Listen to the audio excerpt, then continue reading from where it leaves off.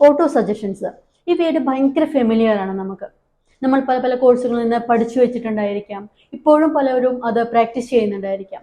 അവരോടാണ് ഒരൊറ്റ ചോദ്യം മാത്രമേ ഉള്ളൂ. ഇത്രമാത്രം നിങ്ങൾ ഓട്ടോ സജഷൻസ് ചെയ്തിട്ടും ഫോളോ ചെയ്തിട്ടും നിങ്ങൾക്ക് നിങ്ങൾ ആഗ്രഹിച്ച രീതിയിൽ അത് നേടിയെടുക്കാനായിട്ട് കഴിഞ്ഞിട്ടുണ്ടോ എന്നുള്ളതാണ്.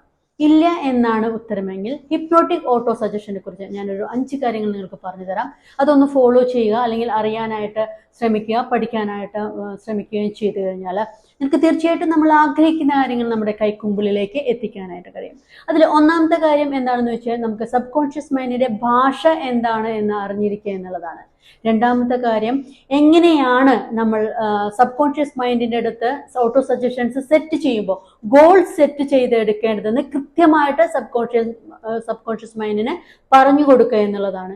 എപ്പോഴാണ് സബ് കോൺഷ്യസ് മൈൻഡിന്റെ അടുത്ത് ഓട്ടോ സജഷൻസ് പേസ്റ്റ് ചെയ്യേണ്ടതെന്ന് അറിഞ്ഞിരിക്കുക എന്നുള്ളതാണ് മൂന്നാമത്തെ കാര്യം. നാലാമത്തെ കാര്യം എന്താണെന്ന് വെച്ച് കഴിഞ്ഞാൽ നമ്മൾ ചെയ്യുന്ന ഈ ഓട്ടോ സജഷൻസ് കൃത്യമായും ക്രമമായും എങ്ങനെയാണ് മൈൻഡിലേക്ക് എത്തിക്കുക എന്നുള്ളതാണ്. അഞ്ചാമത്തെ കാര്യം, എത്ര പ്രാവശ്യം എത്ര തവണ നമ്മൾ ഈ ഒരു കാര്യങ്ങൾ നമ്മുടെ ഓട്ടോ സജഷൻസ് കൊടുക്കുന്ന ആ ലിസ്റ്റ് എത്ര തവണ റിപ്പീറ്റ് ചെയ്യണമെന്ന് അറിഞ്ഞിരിക്കുക എന്നുള്ളതാണ്.